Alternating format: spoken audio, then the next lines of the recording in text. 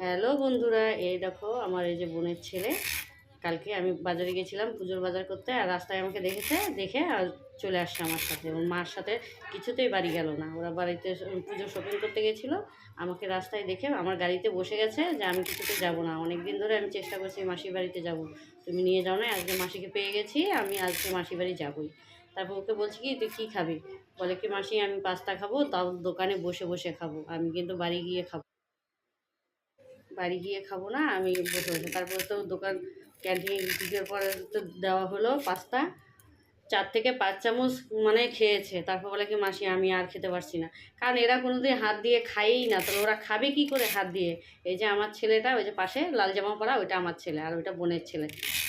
আমার ছেলেও বলে কি মা আমিও হাত দিয়ে খাবো। আমার ছেলে জানো কেমন করে ভাত খায়? শুয়ে শুয়ে ভাত খায়, উঠে বসে ভাত খায় না। আর সেই ছেলে বসে বসে খাচ্ছে।